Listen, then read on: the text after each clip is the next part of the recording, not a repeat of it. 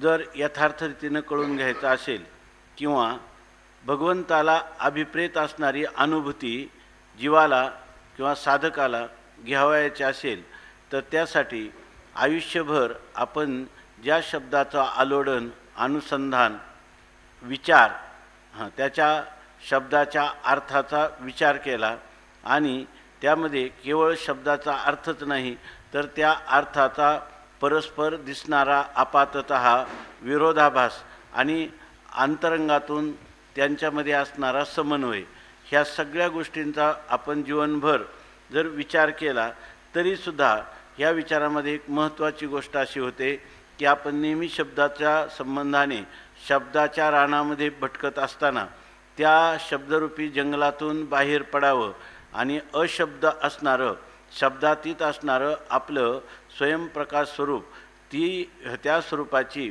व्यापक अनुभूती घ्यावी असं जोपर्यंत वाटत नाही तोपर्यंत तो पुरुष त्या शब्दाचा अभिनिवेश धारण करतो की जो त्याला लवकर सुटत नाही. परंतु या ठिकाणी हीच सूचना माऊली अशा रीतीनं सांगतात की आहाच बोलाची वालीप फेडीजे. परमात्मा वस्तुतः तत्वतः तो शब्दातीत असताना काहीतरी त्या परमात्म्याची ओळख झाल्याशिवाय परमात्म स्वरूपाची यथार्थ ओळख झाल्याशिवाय मनुष्य ह्या संसारबंधाच्या अनर्थातून सुटत नाही. म्हणून त्याची ओळख कशी करावी तर त्याची ओळख ते तत्व हे अतिंद्रिय असल्यामुळं कोणत्याही इंद्रियांच्या द्वारा त्या परमात्म वस्तूचं ज्ञान होत नाही. तेव्हा ही जी पंच ज्ञानेंद्रिय रूपी असणारी प्रमाणं या परमात्म स्वरूपाचं प्रकाशन किंवा ज्ञान करून देऊ शकत नाही आणि ज्ञान झाल्याशिवाय तर पुरुषार्थाची सिद्धी होत नाही, पुरुष प्रयत्नाची सफलता होत नाही. म्हणून त्यासाठी जो एक उपाय आहे तो उपाय आहे की सर्व इतर जी इंद्रिय आहेत किंवा अनुमानादी प्रमाण आहेत, अनुमान, अर्थापत्ती, शब्द, उपमान, अनुपलब्धी आणि प्रत्यक्ष अशी प्रमाण आहेत. 6 प्रमाण आहेत किंवा 7 प्रमाणाचा विचार सांगतात. पुढे जाऊन ऐतिह्य प्रमाण पण शास्त्रामध्ये कोणी मानलेलं आहे. इतिहास हे सुद्धा एक प्रमाण मानलेलं आहे किंवा अभिनय हे सुद्धा प्रमाण मानलेलं आहे. परंतु शास्त्रामध्ये जेव्हा आपण दार्शनिक चिंतन करतो त्या दर्शनशास्त्राला अनुसरून साधारणपणे 5 प्रकारचं असणारं म्हणजे पंच ज्ञानेंद्रियाच्या माध्यमातून होणारं हे प्रत्यक्ष प्रमाण, नंतर अनुमान प्रमाण, उपमान प्रमाण, नंतर शब्द प्रमाण, अर्थापत्ती आणि अनुपलब्धी अशा 6 प्रमाणाचा विचार करण्याची परंपरेने एक पद्धत आहे. तर त्या पद्धतीमध्ये सगळ्या प्रमाणापेक्षा ब्रह्मस्वरूपाचं यथार्थ ज्ञान होण्यासाठी शब्द प्रमाण हे सर्वात प्रबल प्रमाण मानलं गेलेलं आहे. मग ज्या प्रबल शब्द प्रमाणाने मनुष्याच्या आत्मस्वरूपाचं आवरण, जी 2 प्रकारची आवरण आहेत ती सगळी शब्द प्रमाणाने दूर होतात. त्या आपल्या ठिकाणी असणारं जे असत्वापादक आवरण आहे की आपल्याला असं वाटतं की ब्रह्म नावाचं पदार्थच नाही, असता तर तो आपल्याला दिसला असता, अशा प्रकारचं असत्व म्हणजे त्या पदार्थाच्या सत्तेचा निषेध करणारं असं आवरण आहे, त्याला म्हणतात असत्वापादक आवरण. पण जर आपण शास्त्रातील अवांतर वाक्य जर श्रवण करीत गेलो तर आपल्याला असं लक्षात येतं की ब्रह्म एका अथी एर अवघीची भ्रांती. ब्रह्म नावाचा पदार्थ आहे, तो अतिंद्रिय असला तरी तो असज्जड दुःख स्वरूप नसून तो सद्रूप, चिद्रूप, आनंदरूप आणि अद्वय रूप आहे. आणि ज्या अर्थी श्रुती सांगते युक्तीने ही गोष्ट सिद्ध होते त्या अर्थी या ठिकाणी ब्रह्म नाही असं आपलं म्हणणं, ब्रह्माची सत्ता नाही असं नाही तर सत्ता म्हणजेच ब्रह्म आहे, अशा प्रकारचा विचार आपल्या ठिकाणी येतो की जेव्हा हे असत्वापादक आवरणाचा भंग होतो. आता पुढचा जो भाग आहे की कधीकधी ब्रह्म असलं तरी त्या ब्रह्माचं भान किंवा आपल्याला प्रत्यक्ष ज्ञान किंवा दृढ अपरोक्ष ज्ञान किंवा संशय विपर्यय रहित ज्ञान जोपर्यंत होत नाही तोपर्यंतही मनुष्याला रम्य समाधान किंवा परमाशांती प्राप्त होत नाही. आणि ती प्राप्त होण्यासाठी हे आभानापादक आवरण निवृत्त करायचं असेल तर त्यांनी सांगितलं की या ठिकाणी दिठीचेनी आलगे खोचिकी निवटी अंगे. या ठिकाणी श्रीगुरूंच्या ठिकाणी असे एक शक्तिपाताचं सामर्थ्य आहे. तो शक्तिपात 3 प्रकारचा सांगितलेला आहे. एक अधिकारी शिष्याला दिलेला आलिंगन, आलिंगन घडे मोक्ष सायुज्यता जोडे. दुसरं हा दिठीवा जयावरी झळके की पद्म करू माथा पारुखे. तो जीवची परी तुके महेशेशी. त्याच्या मस्तकावर हात ठेवला असताना किंवा आपला कृपा कटाक्षे नेहाळिले आपुल्या पदी बैसविले. कृपा कटाक्ष शिष्याच्या ठिकाणी टाकला असताना त्या श्रीगुरूंनी आयुष्यभर केलेली जी तपस्या म्हणजे ब्रह्मचर्यादी वृत्तांचं नियमाने केलेलं पालन आणि याशिवाय त्यांनी अंतरंग साधन म्हणून केलेलं जे श्रवण मनन आणि निधिध्यासन यांच्याद्वारा प्राप्त झालेला जो परमात्म्याचा साक्षात्कार, तो साक्षात्कार या ठिकाणी ये हृदयीचे काय हृदय एक झाले, ये हृदयीचे ते हृदयी घातले. द्वैत न मोडिता केले आपणा ऐसे पार्था. त्या गुरु आणि शिष्य यांचा ऐक्य करून घेण्याची पद्धती म्हणजे प्रक्रिया, की जी प्रक्रिया तत्वमसी महावाक्याच्या द्वारा सांगितलेली आहे. म्हणजे ते ब्रह्म तूच आहे अशा प्रकारचं तत्वमसी महावाक्य ऐकलं की त्या ठिकाणी त्या शिष्याच्या अंतकरणामध्ये त्या ठिकाणी मी ब्रह्म आहे असं त्याला संशय विपर्य रहित ज्ञान होतं. आणि त्यावेळेला ब्रह्माचं भान होत नाही. म्हणजे आभानापादक आवरण जे मानलं त्या आभानापादक आवरणाचा नाश हे तत्वमसी महावाक्य करतं. म्हणजे तत्वमसी महावाक्य हा सुद्धा एक शब्दच आहे आणि अवांतर वाक्यसुद्धा काय आहे, त्यांच्याही ठिकाणी शब्दात्मकताच आहे. म्हणून मनुष्याला असं वाटतं की ब्रह्मस्वरूपाचं आवरणभंग करण्यासाठी दोन्ही प्रकारचा आवरणभंगाविषयी शब्द हा बहुसार उपकाराची राशी. हे सर्व कार्य तर शब्दच केलं. माझं असत्वापादक आवरण, आभानापादक आवरण ही दोन्ही आवरणं शब्दाने त्या ठिकाणी निवृत्त केली. आता तुम्ही म्हणाल की मग हे जे श्रीगुरूंनी आयुष्यभर केलेल्या तपस्येने या ठिकाणी शक्तिपात दीक्षेच्या द्वारा सुद्धा त्याचं अज्ञान निवृत्त झालं की नाही, तर होतं असं शास्त्र सांगतं. पण ही गोष्ट जी आहे ही अपवादात्मक आहे आणि याला लोह परिस न्याय म्हणतात. लोखंडाचं सोनं होतं पण परिसाचा स्पर्श झाला तर, पण परिसाचा स्पर्श लोखंड आणि परिस यांची भेट होणं हे काही नेहमी शक्य आहे असं नाही. मग सोनं जे जर होतं परंतु हे लोह परिस्न्यायाने क्वचित होतं.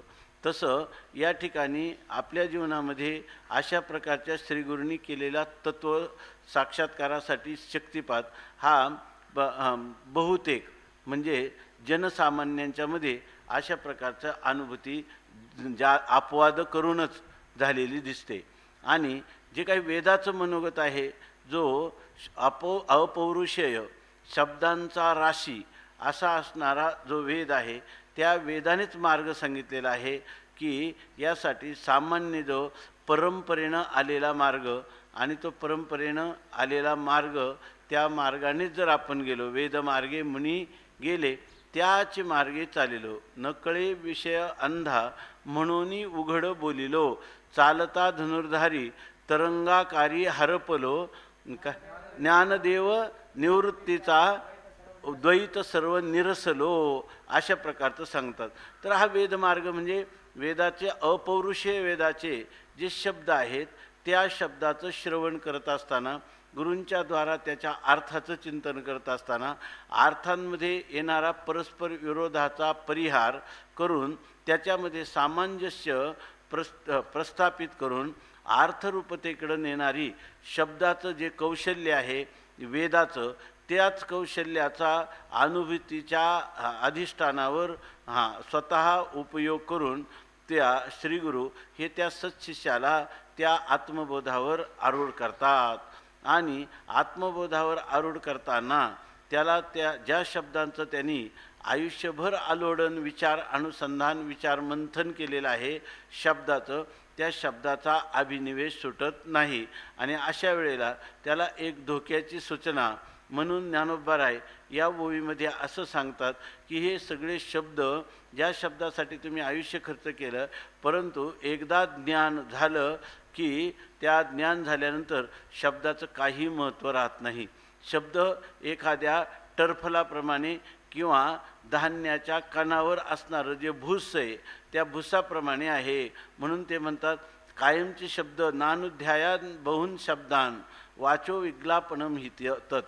तुम्ही आयुष्यभर जर ह्या वेदादिकांचं स्मृतीचं किंवा ह्या शब्दाचं जर तुम्ही अनुसंधान करीत बसला तर त्या शब्दाच्या अतीत असणारी जी स्वतःसिद्ध स्वयंप्रकाश निरतिशय व्यापक आनंदानुभूती ज्ञानानुभूती अमरत्वाची अनुभूती यापासून तुम्ही खऱ्या अर्थाने पारखे राहाल. म्हणून या एक स्थिती अशी आहे की त्यांनी सांगितलं की एक स्थिती अशी यावी लागते जीवनात, येतेच असं माऊली म्हणतात, ज्याला तुम्ही म्हणतात ना विवेक वैराग्य समाधी षटका आणि मुमुक्षुत्व. आपण सकाळी थोडंसं चिंतन केलं तर हे जरी असले तरी खरं ज्या वेळेला आपल्याला आत्मबोध आणि त्याचं फल म्हणून निष्प्रतिबंध आनंदानुभूती ज्ञानानुभूती किंवा अमरत्वाची अमृतत्वाची अनुभूती घ्यायची, त्यावेळेला या सगळ्यांना मागं हे सगळे जी साधनं आहेत ही त्या ठिकाणी गळून गेली पाहिजे, आपापल्या जागेवर राहिली पाहिजे आणि आपण पुढं त्याचं अतिक्रमण करून आपल्या स्वस्वरूपात स्थिर झालं पाहिजे. आणि त्यासाठी सांगतात की वैराग्याचे गाढले अंगी त्राण होते भले तेही नावेक ढिले तेव्हाची करी. काही लोकांच्या अंतःकरणात वैराग्य असतं आणि त्या वैराग्याचा अभिनिवेश इतका ठेवतात की व्यवहारी लोकसुद्धा ते पाहून या ठिकाणी त्याला उपेक्षेचा विषय करतात. आहे की नाही? त्याला वाटतं की हे माझं वैराग्य आहे, परंतु ते वैराग्याचा जो अभिनिवेश आहे तो त्याला स्वस्वरूपापासून च्युत करीत असतो. वैराग्य नावाचा उपाय त्याला अपाय होऊन बसतो. ही गोष्ट जशी वैराग्यासंबंधाने आहे तशीच विवेकासंबंधाने आहे. म्हणून या ठिकाणी सांगतात की जिथं विवेक जो आहे, विवेक म्हणजे पृथक्करण किंवा विश्लेषण ॲनालिसिस करणारी अंतःकरणाची जी क्षमता आहे, ती जी क्षमता आहे तो विवेकसुद्धा त्या ठिकाणी प्रवेश करू शकत नाही. सकाळी सांगितलं जाणीव जेथ नरिगे, म्हणजे जाणीव किंवा ज्ञान किंवा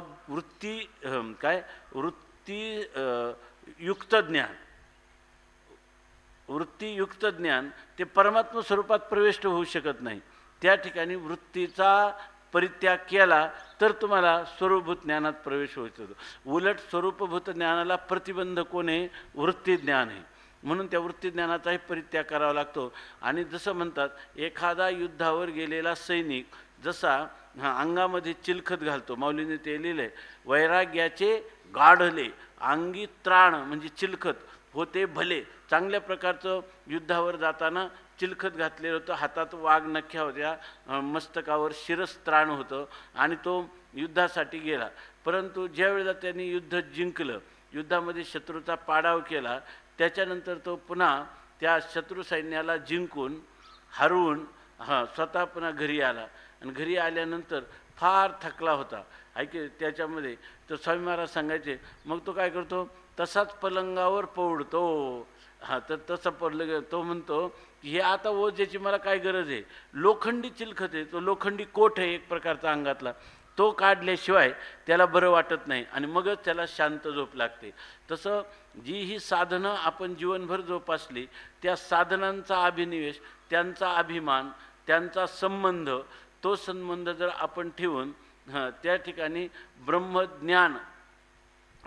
ब्रह्मज्ञानाची अनुभूती, त्या अनुभूतीची प्राकट्य जर तुम्ही करायला जाल तर तितकं काय होईल, ती अनुभूती तुम्हाला आनंदाच्या आस्वादनापासून किंवा वास्तव असणारं तुमचं जे स्वरूपभूत आनंद आहे त्या स्वरूपभूत आनंदापासून च्युत करील. ते आपलं हे चिंतन याच्यासाठी चाललंय. तर ह्या सगळ्या साधनांपेक्षा साधन प्रमाण कोणतं श्रेष्ठ आपल्या हाताला आलं, प्रबल प्रमाण शब्द आहे.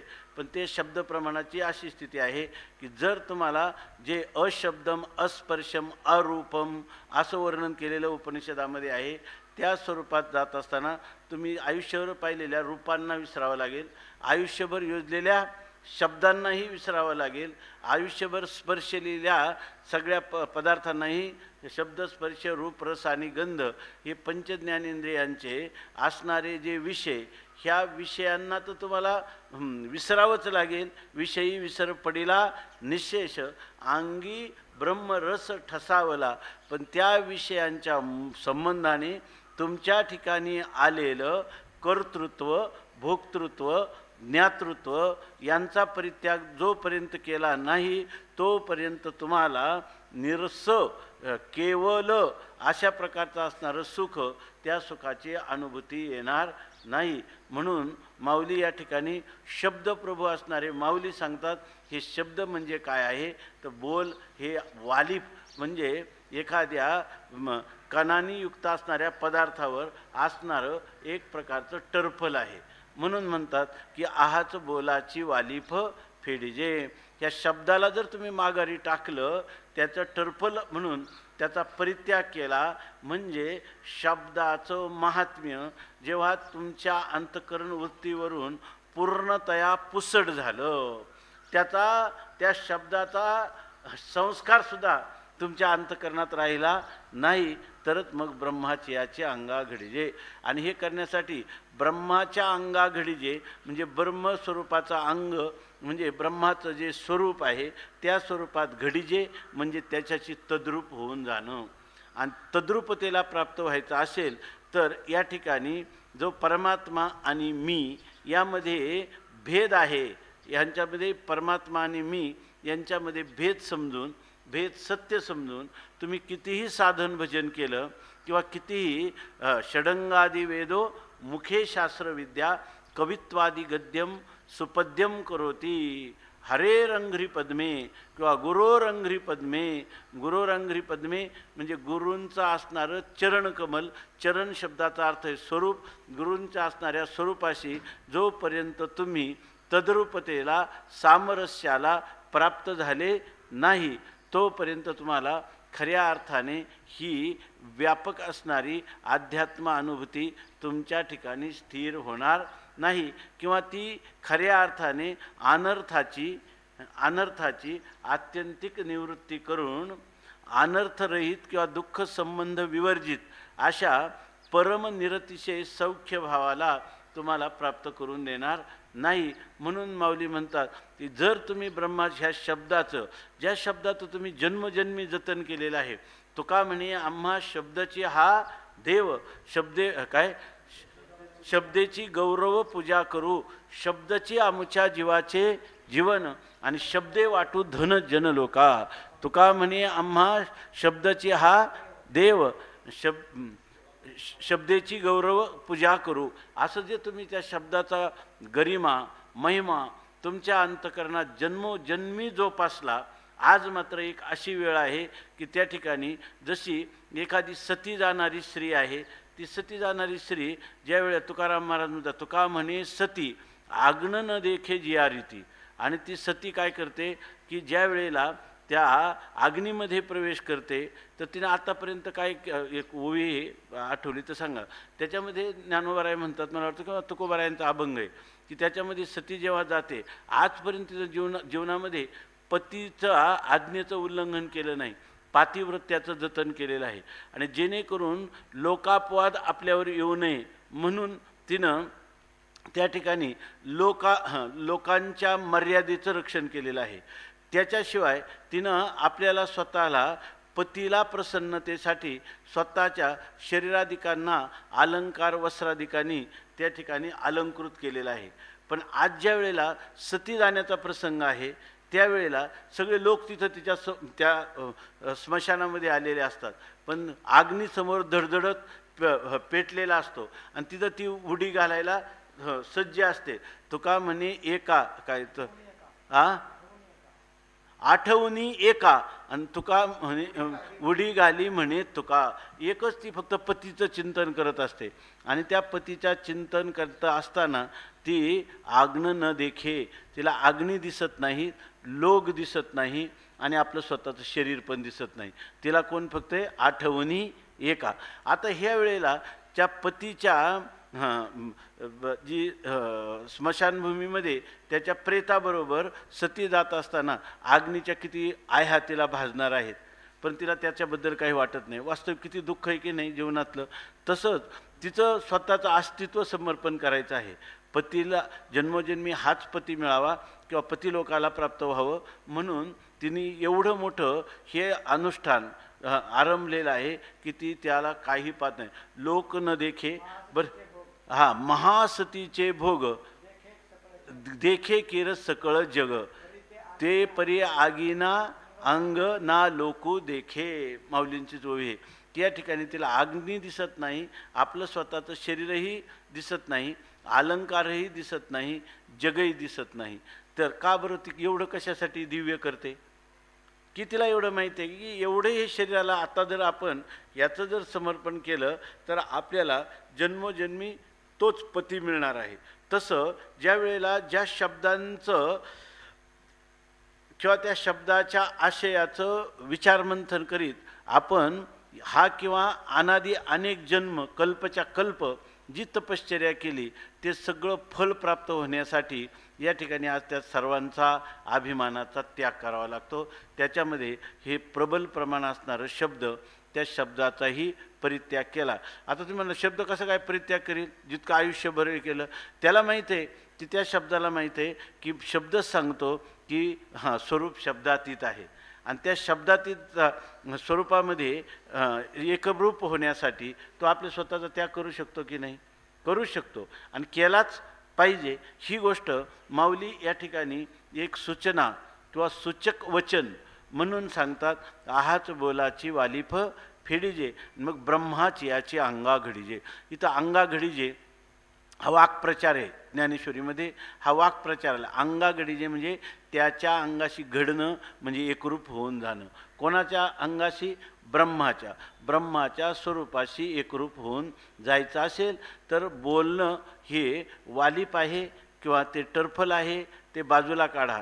आणि त्याच्यामध्ये एक महत्त्वाचं पुन्हा सांगतात आहाच, म्हणजे जो मनुष्य आयुष्यभर शास्त्राध्ययन करतो त्या शास्त्राध्ययन करीत असताना त्याला हे शब्द जो आहे हा शब्द एक दिवस आपल्याला ह्या शब्दाचा परित्याग करायचा आहे. ह्या शब्दाचं महत्त्व आपल्याला फक्त अविद्या निवृत्तीपर्यंतच आहे आणि खरा अविद्या निवृत्तीचा क्षण आणि अधिष्ठान ब्रह्मस्वरूप प्राप्तीचा क्षण, बरोबर ना, हे दोन्ही काय युगपतच आहेत का? नाही.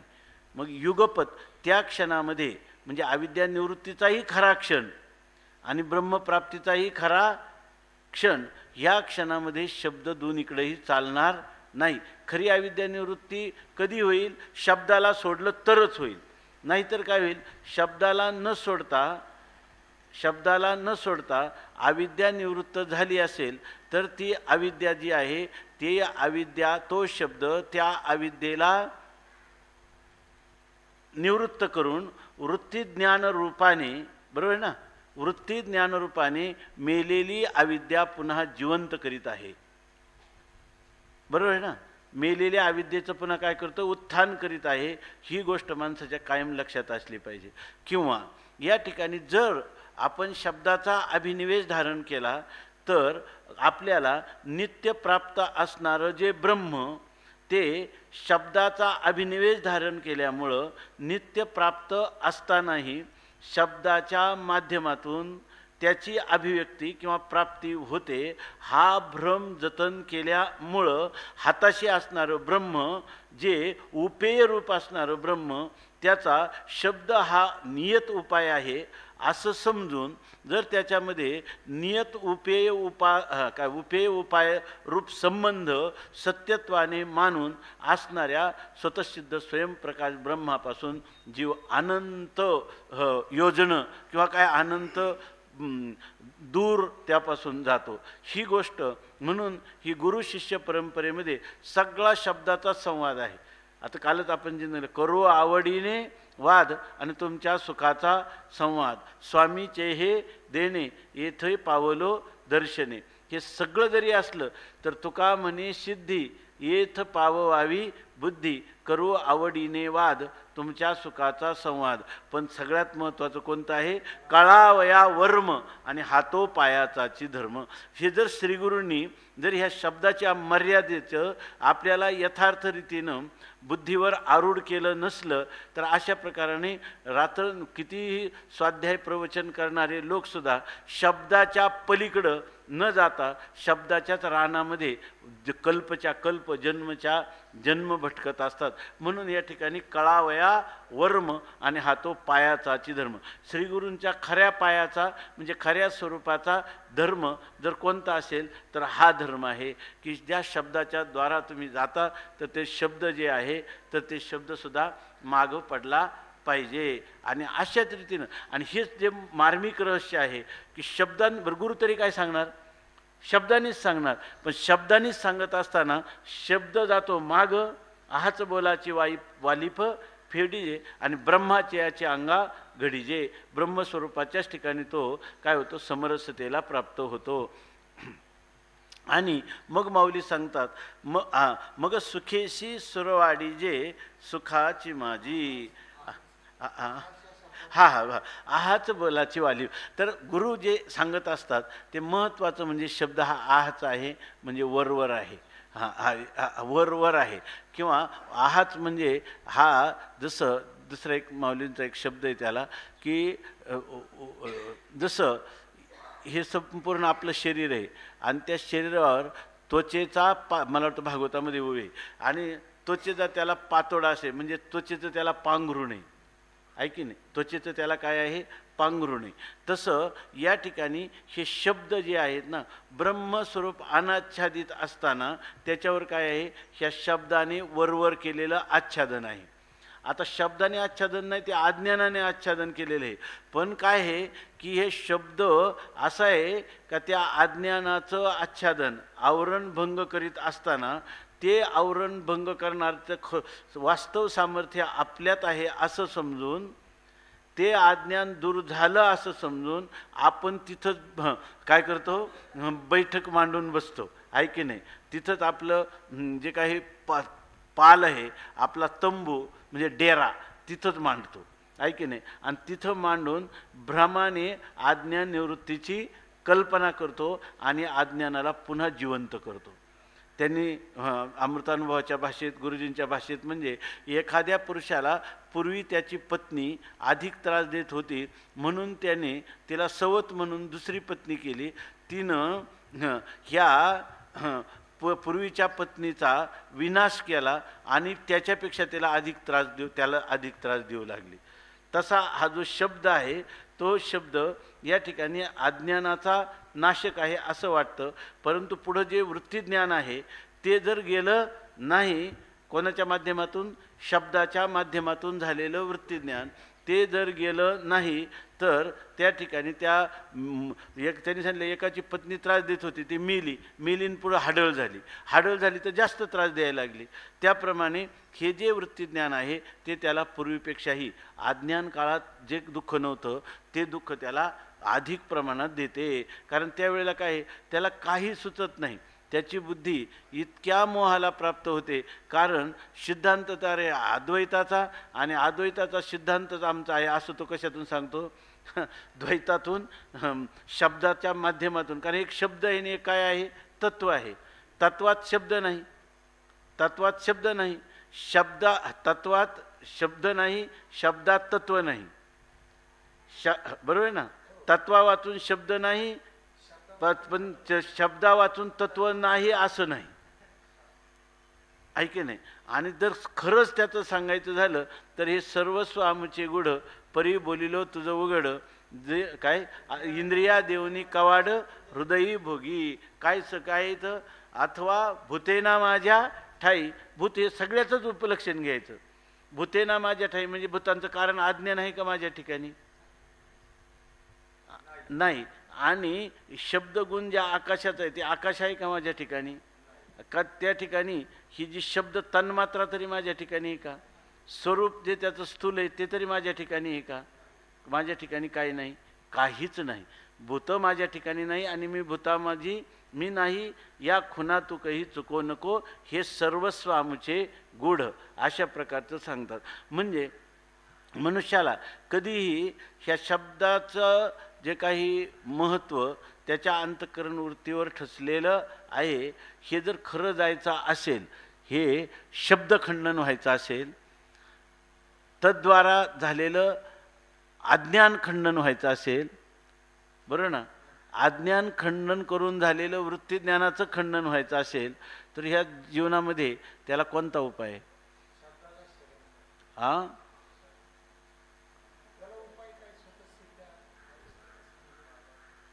हा, म्हणजे ती स्वतःसिद्ध अवस्था कशाने समजेल? शब्दाने समजेल. आणि ते शब्द तर टाकायचा, शब्द तर सोडून देण्याची वस्तू आहे. हा, पण सोडलं कशाने सोडला जाईल? हा, निधी ध्यासन परायण लोक झाले नाहीत काय? हा, मग हे त्याचं उत्तर आहे, हे त्याचं उत्तर आहे. कोणतं? याला गुरुकृपेशिवाय दुसरा कोणताही पर्याय. ते ऋणशेष वाचाया न फिटे मरोनिया, ते पाया पडून मिया सोडविले. ते श्रीगुरूंच्या चरणाचा आश्रय घेऊनच ते जाऊ शकतं. म्हणजे हे स्वस्वरूपानुसंधान, हे साध्य साधन भाव जोपर्यंत आहे तोपर्यंत आहे. ज्या ठिकाणी साध्य साधन भावाचं अतिक्रमण करून आपली मूळ स्वरूप स्थिती जी आहे ती शब्दाने सांगो किंवा तुम्ही अनुसंधान करो, पण त्या केवळ अनुसंधान केले जन्मच्या जन्म तरी प्राप्त झाले का तुम्हाला? शब्दाची सेवा काय आत्ताच केली का? स्वाध्याय प्रवचनाभ्याम मा प्रमदितव्यम. वेदाने सांगितलंय आपला स्वाध्याय अध्ययन कधी सोडायचं नाही, वेदाध्ययन आहे की नाही, प्रवचन कधी सोडायचं नाही. आणि पुन्हा ते काय सांगतात, त्यांचं सोडू नका, पण नायमात्मा प्रवचने न लभ्या. हा आत्मा किती प्रवचन करून कधी प्राप्त झालेला नाही, असं जेव्हा सांगतात, बरोबर आहे की नाही, मग त्यावेळेला ह्या प्रवचनाचा किंवा ह्या शब्दाचा किंवा तुम्ही केलेल्या विचाराचा कुठं काय उपयोग झाला? जेव्हा तुम्हाला उपयोग झाला, जेव्हा फल प्राप्त झालं, त्यावेळेला काय आहे की ज्याच्या असण्याने कार्य होतं आणि ज्याच्या नसण्याने कार्य होत नाही, ते त्या कार्याचं काय असतं? उपादान कारण असतं, बरोबर ना. हे उपादान कारण तो कोणाला जातं? स्वाध्याय प्रवचनाला जातं. स्वाध्याय प्रवचन म्हणजे शब्दच आहेत की नाही, मग ह्या शब्दाला जातं का गुरुकृपेला जातं? का गुरुकृपा असली तरच आहे का हे त्याचं स्वरूप हेच आहे ना, आवाच्य हे त्याचं स्वरूप आहे. आहे का नाही? हे शेवटी जर त्याचं स्वरूप सांगायला गेलं, सांगितलं समजा, आता ते खरं स्वरूप सांगणं होईल का? ते होणार. म्हणून तिथं काय आहे न, म्हणून मौन गा तुझे राशी नाव, आता स्तोत्री के बांधो हाव, आणि दिसशी ते तुली माव भजो काही, असं त्याचं स्वरूप होईल की नाही? मग फक्त ह्या गुरुकृपेत हे वैभव का हे त्याला निश्चित होतं, हे याच्याविषयी त्याला संशय राहत नाही. कशाविषयी? गुरुकृपे वाचून मोक्ष फल सिद्धी होत नाही, आहे की नाही? दुसरं मग तुम्ही केलेली साधनं सगळी कधी आहेत? गुरुकृपा साथ खरी असेल तर ही साधनं फलीभूत येतात. 10व्या अध्यायात ओवी, जी बनकरू झाडी शिंपी जीवेसाठी काढून मे काढी आटी, परी फळेशी तैची भेटी जै वसंतो पावे तैसे. हे तर त्याप्रमाणे सिद्धांताची ओवी काय आहे? सिद्धांताची ओवी मला वाटतं त्याच्या ह्याच्यातच आहे का, उपोद्घातामध्येच आहे ना. सगळी साधनं आहे ती गुरुकृपा असली तरच सत्य आहे, साधनं झाली असं सांगतात.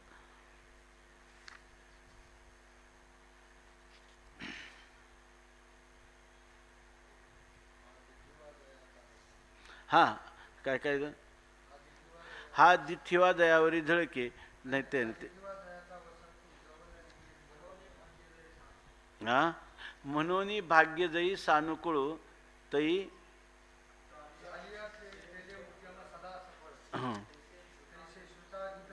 हे बघा, हे बघा, हे इथं असे हे बघा इथं. जे बोलनियाचे राणी हिंडता, जे बोलनियाचे राणी हिंडता, नायकी जे फळलिया अक्षराची वार्ता, आणि ते वाचाची केली कल्पलता विवेकाची, असं सांगितलं. आणि याशिवाय सांगितलं की श्रीगुरूचे महिमान आकळीते के असे साधन, हे जाणून मिया नमन निवांत केले. आणि ती ओळी कुठे आहे मग? शब्दजात आलोडिले योगाधिका अभ्यासिले, तैचे मनो ये आपुले, जै गुरुकृपा साचन, जै सानुकूळ श्रीगुरु. तर जर गुरु अनुकूल असतील तर हे सगळं झालं असं सांगितलं. आणि आता सांगा, यामुळं मनुष्याची शब्दावरची निष्ठा निर्माण होईल का गुरुकृपेवरची निष्ठा होईल? आणि शब्दनिष्ठा हे त्याला स्वरूपाला प्राप्त करून देईल का गुरुकृपेपासून उत्पन्न होणारी निष्ठा? गुरुकृपेपासून प्राप्त होणारी निष्ठा ही त्याला आत्मस्तदा द्रष्टू स्वरूपे अवस्थानम असं सांगतात. म्हणून इथं सांगतात की ही ओळी काय आता चाललेली ओळी, आहात बोलाची वालिप फेडीजे, मग ब्रह्माची याची अंगा घडीजे, मग सुखेशी सुरवाडीजे सुखाची माझी. आता हे सुद्धा आहे, सुखेशी सुरवाडीजे म्हणजे या ठिकाणी त्यांनी सुखात सुरवाड म्हणजे काय? विस्तार. सुखेशी सुरवाडीजे, सुखाचाच विस्तार व्हावा. म्हणजे सुखाचा इतका विस्तार व्हावा तर कोणत्या देशात, कोणत्या कालात, कोणत्या वस्तूत सुखाचा सुरवाड व्हावा? सुरवाड शब्दाचा एक अर्थ सुख आहे. सुरवाड शब्दाचा एक अर्थ काय आहे? सुख आहे. आणि सुरवाड याचा अर्थ आहे सुखाचा विस्तार. त्या सुखाचा जर विस्तार व्हायचा असेल तर आता सुखाचा विस्तार कशामध्ये होईल? अनेक प्रकारचे अनुकूल असणारे ऐहिक किंवा पारलौकिक भोग नाही, याच्यामध्ये कधीही सुखाचा विस्तार होणार नाही. उलट काय आहे? भोग नव्हे तो भवरोग, अशा प्रकारची स्थिती आहे. मग आता सुखाचा विस्तार व्हायचा तर कुठं, कोणत्या अधिष्ठाना होईल? किंवा ब्रह्मस्वरूपाच्याच अधिष्ठाना होईल. आणि ब्रह्मस्वरूप अधिष्ठान कसं आहे? सुखच आहे. मग सुखाचा विस्तार, सुखाचा सुखेशी सुरवाडेने, सुखाने सुखाबरोबर, बरोबर ना, काय करावं? सुरवाड करावा, सुख भोगावं किंवा त्या भोगाचा विस्तार करावा. कारण निरतिशय व्यापक कोण आहे? फक्त ब्रह्मस्वरूपच आहे. मग जर आपल्याला खरंच सुखाची अभिव्यक्ती झाली तर नेहमी आपलं चिंतन झालं. तुम्ही म्हणता बा वृत्ती ज्ञानाने सुखी नको, वृत्ती ज्ञानाने ज्ञानी नको, बरोबर ना. वृत्ती ज्ञानावर अवलंबून असलेलं अमरत्व नको, वृत्ती ज्ञानावर असणारं सापेक्ष अद्वैत सुद्धा नको, बरोबर आहे की नाही? हे सगळं जर पाहिजे असेल तर जोपर्यंत केवळ कैवल्य जोपर्यंत राहणार नाही तोपर्यंत खरं हे सुख आहे का? सुखाने सुखाच्या द्वाराच भोग घेतला पाहिजे. आनंदाच्या डोहात आनंदाच्याच लाटा उसळल्या तर. आणि जर त्याला वाऱ्याचं जर काही महत्त्व असेल, वारं आलं म्हणजे लाटा उसळतात, वारं गेले की लाटा ओसरतील. पण का तसा आनंद आहे हा? का आनंद नित्य नूतन वृद्धिंगतच होणार आहे? का कारणा वाचून आहे का अकारण आहे? अकारण आहे. परतः त्याची सिद्धी आहे का स्वतः सिद्ध आहे? स्वतः सिद्ध आहे. त्या ठिकाणी भोगता भोग्य भोग ही त्रिपुटी आहे का त्रिपुटी विवर्जित आहे? आहे की नाही? त्रिपुटी विवर्जित अशा प्रकारचा हा आनंद आहे. आणि तो आनंद हाच खरा शाश्वत आनंद आहे, बरोबर ना. मग तिथं काय? सुखेशी सुरवाडी जे सुखाची माझी. पण हे कधी होईल? ज्या वेळेला तुमचा आहाच बोलाची वालिप फेडीजे, ब्रह्माची याची अंगा घडीजे, मग सुखेशी सुरवाडीजे सुखाची माझी. सुख झोपलाय कुठं? सुखा. पलंग कोणाचा आहे? सुखाचा. आणि भोगता कोण आहे सुखाचा? सुखच आहे की नाही? सुखाचे व्यवहारी, सकाळी सुखाचे व्यवहारी सुख लाभ झाला आणि आनंद कोंदला मागे पुढे. संगती पंगती देवासवे घडे आणि नित्य नित्य जोडे त्याची साच. आणि संपत्ती कोणाकडे? ही सगळी समर्थाचे घरी सकळ संपदा, नाही तुटी कदा कासाय. जिथं समर्थ कोण आहे? समर्थ कोण आहे? श्रीगुरु सारिखा असता पाठी राखा, इतरांचा लेखा कोण करी. राजियाची कांता काय भीक मागे, मनाची या जोगे सिद्धी पावे.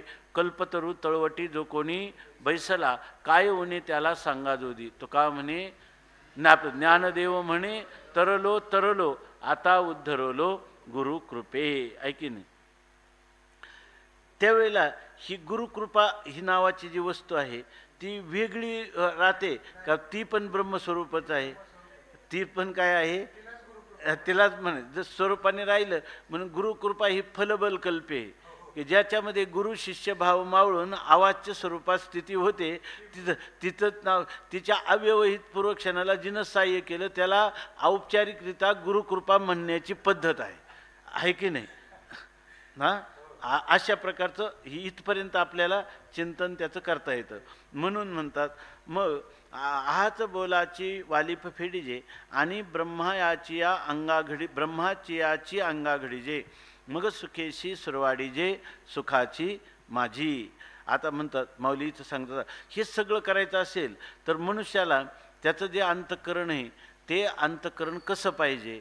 आणि ही एवढी स्थिती जर तुम्हाला पाहिजे असेल आणि तुम्ही चमडी दमडी सांभाळून ही स्थिती प्राप्त करू असं जर म्हणत असाल तर ती कधीही शक्य नाही. हे इतकं मृदुता त्या हृदयाला यावं लागेल.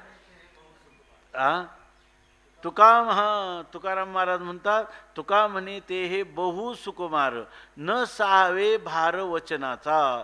याला वचन शब्दरूपता आहे की नाही, शब्दात्मकता याला सहनच होत नाही. इतकं सुकुमार ते परमात्म तत्व आहे, ब्रह्मतत्व आहे. मग त्याला आकलन करणारं मन हे सुद्धा कसं लागेल? तितकंच हळुवार, तितकंच मृदू, तितकंच सुकुमार लागेल. सुकुमार म्हणजे तेवढंच विशुद्ध, तेवढंच काय ऐशेनी गंभीरपणे आणि स्थिरावलेनी अंतःकरणे. आथिला तोच जाणे मानू ये असं सांगतात. आणि तीच म्हणतात ऐशे हळुवारपण जरी येईल तरीच हे उपयोगा जाईल. येरवी आगवी गोठी होईल मुकिया बहिरयाची. ज्ञानोबारायांच्या ज्ञानेश्वरीचा खरा आनंद घेणारे कोण आहेत? ज्ञानोबारायांना अपेक्षित असणारे स्पष्ट रीतीनं वर्णन केलेले तो हा अधिकारी आहे. ऐशे हळुवारपणे येईल. इतकं जर त्याला हळुवारपणा, इतकी हृदयाची मृदुता जर त्याच्या ठिकाणी असेल, इतकी हृदयाची निर्दोषता आहे की नाही, ज्याच्यामध्ये पापवासना आणि चित्ताचं चांचल्य पूर्णपणे निवृत्त झालेलं आहे. अनंत जन्मी केलेल्या निष्काम कर्म आणि निष्काम उपासना किंवा तद्वारा प्राप्त झालेला सगुण साक्षात्कार किंवा अनंत जन्मी केलेल्या योगाच्या साधनाने प्राप्त झालेला योगाचा निर्विकल्प समाधी जो अधिकारी अमृतानुभवाचा सांगितला जातो, इथं सुद्धा तोच अधिकारी ज्ञानोबरायांनी उच्च कोटीचा ज्ञानेश्वरीचा पण तोच अधिकारी आहे, गीतेच्या चिंतनाचा तोच अधिकारी आहे असं सांगितलं.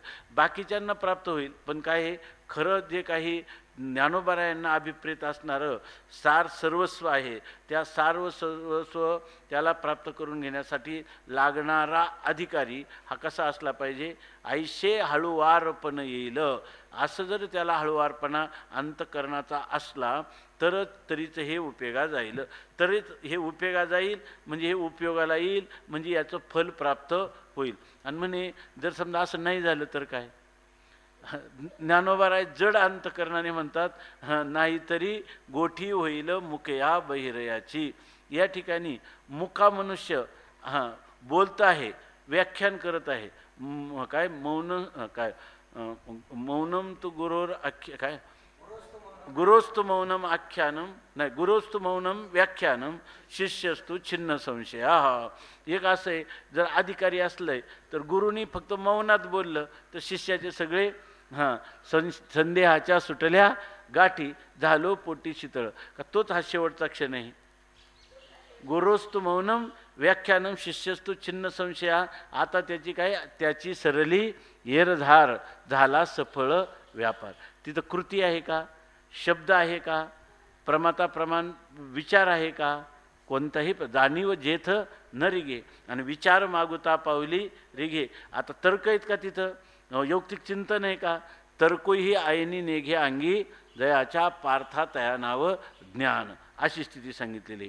आता माऊली सांगतात असं नसेल मग आम्ही जर केलं, जे माऊली एका बाजूला सांगतात, चांगलं लक्षात घ्या, जे माऊली एका बाजूला सांगतात की एक प्रदक्षिणा जपाची या बाहेरुणी करती या, नुसतं ज्ञानी भाव धरून या वाची ज्ञानेश्वरी, आणि असं नाथ महाराज सांगतात, आहे की नाही. आणि ज्ञानोबाराय सुद्धा सांगतात. आणि सगळ्यांना काय होईल, मोक्षरूपी प्रासादामध्ये सगळ्यांना समतुल्य प्रवेश होईल असं सांगतात. आणि इथं मात्र म्हणजे तिथं काय, त्याचा प्रारंभ व्हायला त्याला अर्थवादाने सांगतात. परंतु या ठिकाणी त्यालाही तो अर्थवाद आहे. आणि जर तुम्हाला म्हणायचं असेल की अर्थवाद नाही, तर फक्त त्याला काय लागेल, हळूहळू ढाळे ढाळे केतुलेनी एके वेळे तया मार्गाचेनी बळे निश्चित राखे, निश्चित प्राप्त होणार, पण हळूहळू ढाळे ढाळे केतुलेनी. हां, इतक्या कल्पनेसुद्धा नाही सांगतात, जी वेळ येईल त्या वेळेला, ऐका नाही असं सांगतात. केतुलेनी पण निश्चित ठाके, ह्या तया मार्गाचेनी बळे, त्या मार्गाचं सामर्थ्य निश्चित प्राप्त होणं. पण तुम्हाला जर खरं त्याचा हेची देही ह्याची डोळा भोगू मुक्तीचा सोहळा असं पाहिजे असेल, तर माऊली या ठिकाणी अगदी खुल्या मनाने या ठिकाणी सांगतात की नाही तरी असं जर तुम्ही केलं नाही तरी गोठी होईल मुखिया बहिरयाची. तुम्हाला मुका मनुष्य व्याख्यान करतोय म्हणजे असं गुरुचं व्याख्यान चाललेलं आहे, आणि शिष्य काय आहे, बहिरा आहे. ते तुम्ही म्हणाल गुरुस्तु मौन व्याख्यानम, ही ती शेवटची स्थिती आहे. आणि मौन असून तिथं बोलणं आहे, हे सगळं रात्रंदिवस बोलत असून हा मुका आहे, आणि तो रात्रंदिवस ऐकतो तो काय आहे, बहिरा आहे. म्हणजे काय, त्याचा काही उपयोग किंवा परिणाम होणार नाही असं माऊलींनी स्पष्टपणे सांगितलं. एक गोष्ट मी एक बरेच वेळा सांगितली असेल कधी विनोदाने. आम्ही लहान असताना शाळेतून चाललो होतो, आणि तिथं एक आमची आत्या आणि एक मनुष्य, त्यांचे कोणी दीर वगैरे, त्यांचे काय झाले, शेतात गुरं निघाली त्याच्याकडून. गुरं निघाल्यावर त्या हात्याने, त्यांचं होतं खूप भाऊबंदकी भांडण, तर ते एकदम त्या गुरं निघाल्याबरोबर ते शिव्या द्यायला लागली त्याला खूप. आणि ती जेव्हा शिव्या देत जवळ गेली तेव्हा त्यांनी पाहिलं तिला आलेली पाहिल्यावर त्यांनी ती गुरं वगैरे त्या ठिकाणाहून हाकलली ते, आणि त्यांनी शिव्या द्यायला सुरुवात केली. आता ते काय झालं होतं, ती पण बहिरी होती आणि तो पण बहिरा होता, तर त्यांचं ते शिव्या आम्ही ऐकत होतो. जेव्हा जवळ आले ना त्यावेळेला तो म्हटला, तिथं आली की गप बसली, पण एक शब्द बोलण्याची ताकद झाली नाही, तो आम्हाला सांगायला लागला. आणि ती सांगायला लागली की नुसतं पाहिलं, जेव्हा शिव्या द्यायला सुरुवात केली ना, खाली मान घातली आणि गुरं हाकलून घेतली. वास्तविक काय झालं, याच्यातला कोणताच संवाद त्यांचा दोघांचा झाला नव्हता. इथं तर मुख्य बैऱ्याची गोष्ट आहे, पण तिथं दोन बैऱ्यांच्या गोष्टीमध्ये जर काही निष्पन्न होत नाही, तर दोन, एक मुकाने एक बैरा, यांच्यामध्ये काही निष्पन्न होईल, काहीच निष्पन्न नाही. तरी गोठी होईल मुखिया बहिरयाची असं सांगतात माऊली. नंतर म्हणतात की हा जो विषय आहे ना, परिते असो आता आघवे, न लगे श्रोतया ते कडसावे, जे अधिकारी येथ स्वभावे निष्काम कामू. ह्या गोष्टीचा विचार आहे ना माऊलींना फार करावं वाटत नाही. माऊली म्हणतात हे असो आता आघवे, हे सर्व जी गोष्टही नाही आता राहू द्या, कारण ह्या गोष्टीमध्ये तुम्हाला कायमची सवय लागलेली आहे. एक उत्तम श्रोता, एक मध्यम श्रोता, एक काय आहे कनिष्ठ श्रोता, असे काय लोक करतात. एक व्याघ्रमुखी श्रोता, एक म्हणतात काय श्वानमुखी श्रोता. लगे कुत्र्याला जर दगड मारला तर ते दगडाच्याच पाठीमागं पळतं. तसं याच्यामध्ये आलेले दृष्टांत किंवा त्याच्यामध्ये असणारं गायन, त्याच्यामध्ये व्याख्यानाची रीती, याच्यामध्ये तो वाहून जातो. तो कोणता श्रोता आहे, श्वानमुखी श्रोता आहे. आणि जर आपण एखाद्या वाघाला दगड मारला, तर वाघ त्या दगडाच्या मागे नाही पळत, कुत्र्यासारखा तो दगड आला कुठून त्याच्या पाठलाग करतो. तसं एक कशा सिद्धांतासाठी सांगितलं. पण ज्ञानोबाराय म्हणतात हे न लगे श्रोतया ते कडसावे, कडसनी करणं म्हणजे त्याचा विभाग करणं, त्याच्यामध्ये ज्येष्ठ कनिष्ठ भावाची, तरतम भावाची कल्पना करणं, हे न लगे श्रोतया ते कडसावे. अशा प्रकारचा आम्हाला या ठिकाणी त्यांचा कडसनी म्हणजे त्यांचा विचार, त्याचं पृथक्करण, त्यांच्यामध्ये असणारी श्रेष्ठ कनिष्ठता किंवा तरतम भाव, हे आम्हाला आता करायचं थांबवतो आम्ही. कारण काय, तरतम भाव वगैरे काही नाही. जसं एखाद्या माणसाला 100 रुपयाची वस्तू आहे बाजारात, तर त्याच्याजवळ किती रुपये पाहिजे, 100 रुपये पाहिजे. जर समजा 101 असले तरी चालेल, पण 99 नाही चालणार. 99 रुपये आणि 99 पैसे पण नाही चालणार, कारण तिचा फिक्स रेट आहे. तिथं त्याच्यामध्ये बदल होत नाही. आपण दुकानात जातो तिथं कमी जास्त होतं, तिथं त्या दुकानात चालून जातं. पण जिथं लिहिलं असतं की इथं भाव करायचा नाही, याच्यामध्ये त्याला काय म्हणतात, फिक्स रेट, भाव जे आहे ते निश्चित ठरलेले आहेत. तसं इथला भाव हा ठरलेला आहे की इथला भाव हा आहे 80 हळुवारपणे येईल तरीच हे सिद्धी उपेगा जाईल, नाही तरी गोठी होईल मुकिया बहिरयाची, असं ज्ञानोबराय सांगतात. म्हणून हे असो आता आघवे, हे संपूर्ण प्रकार आता राहू द्या. न लगे श्रोतया ते कडसावे, श्रोत्यांची कडसणी, त्यांच्यामध्ये उंच श्रेष्ठ कनिष्ठ भाव हात आम्ही करतच नाही.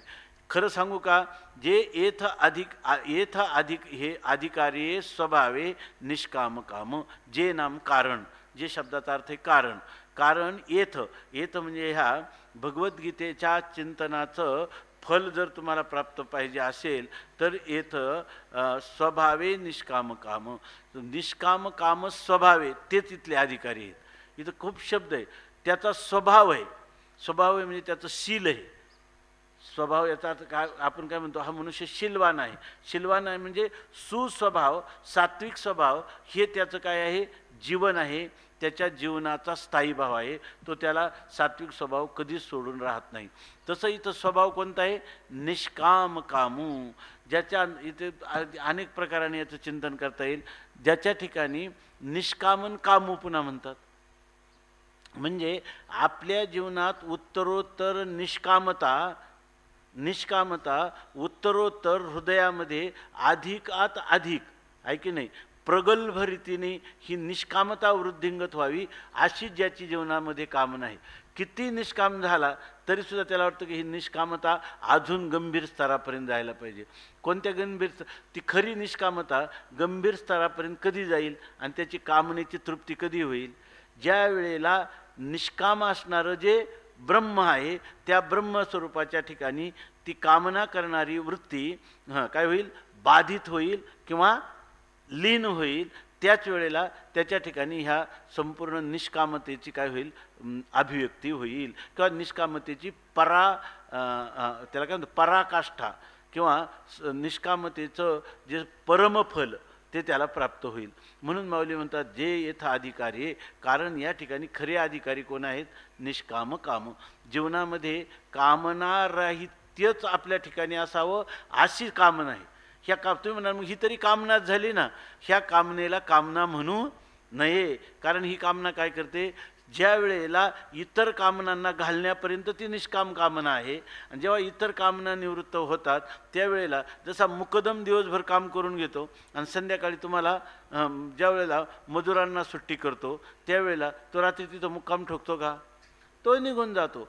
तशी ही निष्काम काम जो आहे हा काम इतर निषिद्ध प्रतिबद्धक अशा कामनांना निवृत्ती करून ती कामना निवृत्त होऊन जाते. म्हणून हा शब्द प्रयोग जरी काम असला तरी हा कोणता आहे, निष्काम काम आहे. ह्या कामाला काम म्हणू नये असं सांगतात.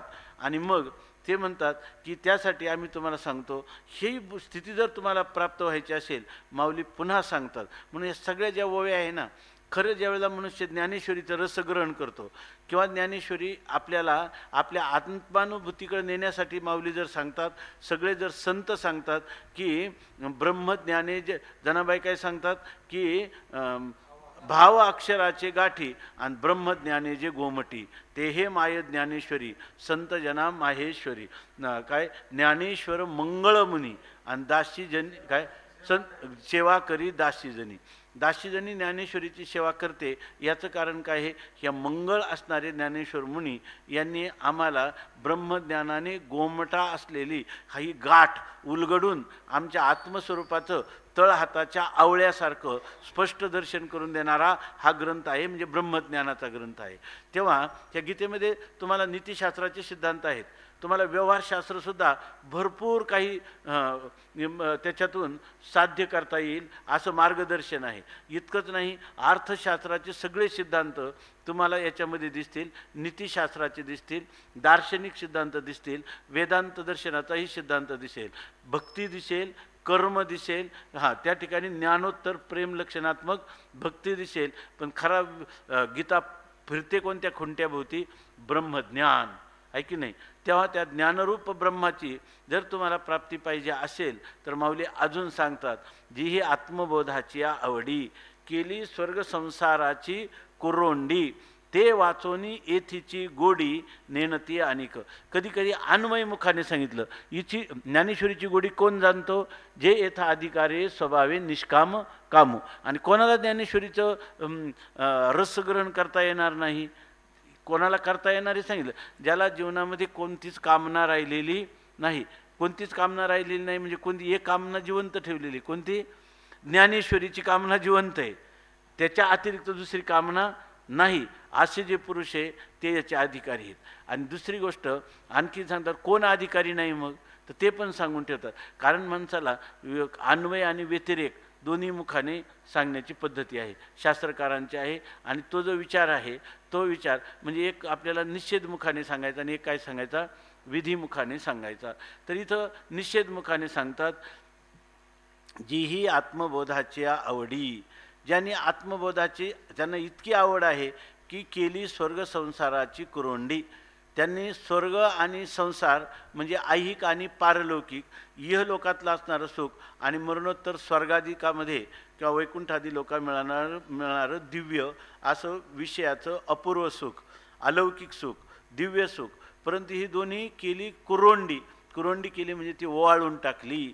म्हणजे ओवाळून टाकले म्हणजे हे मला इहलोकातले का परलोकातले कोणतेही भोग असले तरी त्या ठिकाणी त्याची इंद्रिय उपराम पावलेली आहेत किंवा अंतःकरणवृत्ती उपराम पावलेली आहे. अर्थात त्या विषयांचं त्याला ध्यानसुद्धा नाही. अशा प्रकारचं स्वर्ग आणि संसारातलं सर्व सुख ज्यांनी ओवाळून टाकलेलं आहे ते वाचूनी येथीची गोडी नेणती अनिक. असं जर कोणी झालं नसेल तर या ग्रंथाची किंवा या ग्रंथात अभिप्रेत असणाऱ्या तत्वाच्या ज्ञानाची किंवा त्या ज्ञानाच्या फलाचा भोग कसा असतो हे अनिक नेणती दुसऱ्यांना हे कधीही कळणार नाही, असे ज्ञानोबारायांनी या ठिकाणी सांगितलेलं आहे. मग तुम्ही म्हणाल मग आता बाकीच्या लोकांनी काय करायचं? मग त्यांनी भाव धरून या वाची ज्ञानेश्वरी हे यात नाही का? आहे ना, परंतु त्याच्यामध्ये असं आहे की त्यांना ह्या अधिकारावर आल्यावर जे सुख प्राप्त होईल अविनाशी सुख, ते सुख त्यांना तितक्या अंशात तसं मिळणार नाही. पण तेही सुख त्यांना भोगता भोगता एक दिवस ह्या सुखापर्यंत पण नेणार आहे. आणि दोन्ही बाजूनी त्याचा समन्वय पण आहे. पण खरं ज्ञानोबारायांचं जी वाणी आहे ती वाणी हे सांगत आहे की अशा अधिकारावर आरूढ व्हा आणि उगीच वाट पाहायचं आणि ज्याला आपण म्हणतो की न्यूनगंड नाही, पण आता ज्ञानोबारायांची झेप कुठं आणि त्यांची प्रतिभा काय आणि त्यांची गरुड झेप आणि आम्हाला कसं एवढं होईल? आम्ही देवा शक्तीहीने भाकुतेने करुणा आणि एकी केली हातोफळी ठाया बळी पावले आम्ही देवा शक्तीहीने भाकुतेने करुणा. तुकाराम महाराज कुठं, ज्ञानोबाराय कुठं किंवा हे अधिकारी कुठं? आम्ही नाही, आम्ही आपलं हळूहळू ढाळे ढाळे जाऊ. तर ठीक आहे, याच्याबद्दल काही नाही, तुम्ही हळूहळू जाल. पण तुमच्या ठिकाणी एवढी शक्ती निहित आहे. स्वामी विवेकानंद रामकृष्ण परमहंस सांगतात की प्रत्येक जीवाच्या ठिकाणी एवढी शक्ती निहित आहे, फक्त त्यांनी काय केलं पाहिजे? न्यूनगंड नाही ठेवला पाहिजे. नाही पण आमच्याजवळ नाही आणि जे मोठे लोक आहेत त्यांच्याजवळ आहे. ह्या परमार्थामध्ये दोन्ही गंड आहेत, दोन्ही फसव्या गोष्टी आहेत. न्यूनगंड म्हणजे माझ्या ठिकाणी कमी आहे असं ज्याला वाटतं ना, तर ते पण हा विचार चुकीचा आहे. आणि पुष्टगंड म्हणजे कमी असतं पण त्याला वाटतं नाही माझ्या ठिकाणी काही नाही, ज्ञानेश्वर महाराज साध्य करतात मी कसा नाही करणार, हा पुष्टगंड आहे. तेव्हा न्यूनगंड आणि पुष्टगंड ह्या दोन्हींनाही बाजूला करून श्रद्धापूर्वक अंतकरणाने ज्ञानोबारायांनी सांगितलेल्या मार्गाला चोखाळणं किंवा त्याचं अनुसरण करणं, या ठिकाणी अनन्य शरणागतीनं आपलं साधन भजन करीत राहणं, हा मार्गसुद्धा त्याला इथपर्यंत घेऊन जातो. नाही तर तोपर्यंत त्याला जो काही काळ आहे परी काळे की गा, त्याला काही ना काही काळ लागत जाणार. पण माणसाने न्यूनगंड पुष्टगंड दोन्ही टाकून दिले आणि श्रुती प्रतिपादित संतांनी अनुभूत आणि संतांनीही प्रतिपादन केलेला असाच विचाराची दिशा घेऊन आपण जर अनुष्ठान तत्पर झालो तर काय हे आपल्याला येची देही याची डोळा अशी स्थिती प्राप्त होऊ शकते. म्हणून सांगतात की जी आत्मबोधाची आवड असली पाहिजे, इतकी आत्मबोधाची आवड असली पाहिजे, जगातलं कोणतंही सुख आत्मसुखापुढं तुच्छ आहे. अशा आत्मबोधाची आवड असताना एक दुसरी खूण सांगितली की जी ही आत्मबोधाच्या आवडी केली स्वर्ग संसाराची कुरवंडी. जगातले कोणतंही सुख आलं तरी त्याच्याकडे ढुंकून पाहिलं नाही आणि स्वर्गातलं केवढंही सुख आलं ऐकीचे का पारत्रीचे, भोग पायिक झाली या इच्छेचे, परी भोगावे हे न रुचे मना माझी. अशा प्रकारचा जो आहे तर ते वाचोनी येथीची गोडी. असे जर असतील त्यांच्या वाचून इतर जरी ह्या ग्रंथाचं रसास्वादन करायला प्रवृत्ती होतील, येथीची गोडी आणिक नेनती, त्यांना ही गोडी चाकता येणार नाही असं माऊलींनी स्पष्ट सांगितलं. त्यांची स्थिती सांगत असताना माऊली तर असं सांगतात की किती जरी कावळा हुशार प्राणी आहे परंतु त्याला चंद्राचं चांदणं पाण्याचा योग कधी आयुष्यात आला का? कारण त्याचे डोळे फुटती, संध्याकाळ झाले की त्याचे डोळे फुटतात, अंधार होतो, मग त्याला चंद्राच्या चांदण्याचं शीतलता अनुभवता येईल पण प्रकाश अनुभवायला मिळेल का? कधीच नाही. तसं ते म्हणतात. किंवा चकोर पक्षी आहे, त्या चकोर पक्षाला चंद्रकिरण्यातलं जे अमृत आहे ते त्याला चाकता येईल, दुसऱ्याला चाकता येईल का? चाकता येणार नाही. तसं जे सज्ञान लोक आहेत, जे ह्या ज्ञान पिपासू लोक आहेत, त्यांना असं वाटतं की आपल्या जीवनात ज्ञानेश्वर महाराज आपल्या खऱ्या स्वरूपाकडे घेऊन जात आहेत. तितक्या तितक्या उल्हासाने त्यांना श्रवणाधिकामध्ये मननाधिकामध्ये आनंद वाटत जातो. आणि जे लोक दुसरे आहेत त्यांना मात्र याच्यामध्ये गोडी वाटत नाही. जसं त्यांनी लिहिलं, जो जेथीचे गौरव नेणे तयाशी ते भिंगुळ वाणे, तयाशी तरी आण गाव, त्यांना दुसऱ्याच्याच गावात गेल्यासारखं वाटतं. म्हणजे आपल्या स्वरूपाकडे जाणारं तत्वचिंतन ज्ञानोबराय सांगतात आणि त्याला काय होतं, अज्ञानासा तरी आज्ञा गावं आणि सज्ञानाशी हातची ठावं. सज्ञान जे आहेत त्यांना हेच ठिकाणी आपल्याला अगदी योग्य ठिकाणाकडे आपण चाललो असं वाटतं आणि अज्ञानाला वाटतं आपण मात्र वेगळ्या ठिकाणी चाललो, आपण आलेलो आहेत, ह्या गावामध्ये आपल्याला आता करमणार नाही. म्हणून ते स्वामी महाराज आपलं मारुतीबाबा सांगत असतात की त्या माणसाला झोप यायला लागली, त्याच्यामध्ये झोप यायला लागली, घोडीवर बसलेला होता, प्रवास करीत होता आणि झोप यायला लागली. त्यांनी सांगितलं त्या गड्याला, अरे इथं कुठंतरी कीर्तन चाललंय का काय, मला झोप येते. त्याने सांगितलं रात्रीचं जागरण झालेलं होतं, पुन्हा खूप जागरण झालेलं आणि रस्त्याने चालला आणि त्याला रस्त्याने चालल्यावर त्याला झोप येईनाच. काही केलं, त्यांना सगळी सोय करून दिली. त्यांनी सांगितलं कुठंतरी इथं काहीतरी नाटक तमाशा असं काहीतरी असलं पाहिजे, ज्यार्थी मला झोप येत नाही. तसं याचं कारण काय आहे, सज्ञानाशी तरी हाच ठाव, सज्ञानाला हेच आवडतं आणि अज्ञानाशी तरी आनगाव. पण ज्ञानोबराय म्हणतात की अशा सज्ञान अज्ञान श्रेष्ठ कनिष्ठ हा विचार करायला आवडत नाही, आता मला नको वाटतं. म्हणून ते म्हणतात की परी तरिसा सज्ञा वरचं मी वाचून दाखवतो. ह्या वयात अर्थ सांगितलाच आपण, जैसा वायशी चंद्र नोळखीजे, वायस म्हणजे कावळा, तो चंद्राला ओळखत नाही, तैसा प्राकृती हा ग्रंथ नेणे. तसे सामान्य लोक जे आहेत त्या सामान्य लोकांना म्हणजे ज्यांच्या ठिकाणी मल विक्षेप असे दोष आहेत किंवा ज्यांच्या ठिकाणी बुद्धिमांद्य आहे किंवा काय दुराग्रह आहे, विषयासक्ती आहे, असे जे लोक आहेत ते प्राकृत लोक, त्यांना हा ग्रंथ कळणार नाही. आणि त्यांना काही लोक म्हणतात ना हे मोठे विद्वान आहेत, परंतु विद्वान कशाचे माहिती का, ज्ञानेश्वरीतील रसालंकार, नवरसी भरवी सागरू, मांडवी उचित रत्नाचे आगरू, असे अलंकार शोधून काढतात. एक एक अलंकार मिश्र कसा त्याच्यामध्ये आहे सगळं सांगतात. परंतु हे काय झालं, हे साहित्याचं अंग झालं. ज्ञानोबरायांच्या रीतीनं ते प्राकृतच आहे. इथं कोण पाहिजे, केवळ रसज्ञ असतील तरी ते प्राकृतच आहे. वाचे बरवे कवित्व, कवित्वी रसिकत्व, पण रसिकत्वी परतत्व स्पर्श जायचा. म्हणून आपल्या संप्रदायामध्ये ज्ञानेश्वरीचं रसग्रहण हे साहित्याच्या अंगाने फार करण्याची पद्धत नाही. करू नये असं नाही, पण त्याच्या ठिकाणी फार नाही, ते करून त्या अंगाने झालं पाहिजे. तत्त्वज्ञानाच्या अंगाने झालं पाहिजे. म्हणून म्हणतात प्राकृती हा ग्रंथ नेनिजे आणि तो हिमांशूची जेवी खाजे चकोराचे. चकोराचं खाद्य कोणतं असेल? हिमांशू म्हणजे चंद्रकिरण. हे चकोर पक्षाला त्याचं प्राशन करता येतं, इतरांना नाही. तसं तैसा सज्ञानाशी हा ठावो आणि अज्ञानाशी अनगावो. सज्ञानाला हे ठिकाण म्हणजे आपलं घर आहे, हे आपलं घर आलं असं वाटतं. हा ठाव म्हणजे इथंच यायला पाहिजे होतं. ज्ञानदेवा घर चिदानंदी, आपण चिदानंदातच यायला पाहिजे, तिथंच ज्ञानोबराय आपल्याला घेऊन चाललेत असं त्या सज्ञानाला वाटतं. आणि जे अज्ञानी पुरुष आहे तर त्यांना अनगाव, ते म्हणतात हे ज्ञानोबरायने आपल्या दुसऱ्याच गावात आणलं. जसं धृतराष्ट्र म्हणतात ना, म्हातारा मोहे नाशिला, तो काय म्हणतो, न पुसो तुते. त्याला काय वाटायला लागलं, अरे मला युद्धाची हकीकत ऐकायची, यांनी दुसऱ्याच गावात आणलं. काय हा संवाद चालला आणि काय याचं भाग्य, आपल्या अर्जुनाचं काय भाग्य, आणि हा संवाद वास्तविक त्यांचा चालला. परंतु आम्ही जसं एखाद्याला पंक्तीला आपल्या जवळच्या मनुष्याला पक्वान्नाचं भोजन करावं आणि अचानक पाहुणा यावा, त्यालाही पंक्तीला बसायला मिळतं, तसं आमचं झालं. असं जेव्हा संजय धृतराष्ट्राला सांगायला लागलं ते म्हणतं हे न पुसो तुते, तुला हे कोणी विचारलं? कारण का अज्ञानाशी तरी आन गावो. आणि माऊली सांगतात म्हणून या बोलावया विषय पाहो विशेष नाही. म्हणून आता बोलण्यासाठी हे अशाच प्रकारचं काहीतरी तरतम भावाने चिंतन करायचं. अनेक प्रकारचे अवच्छेदक मानून चिंतन तुम्हाला सांगायचे, पण जाणण्यासाठी विशेष नाही.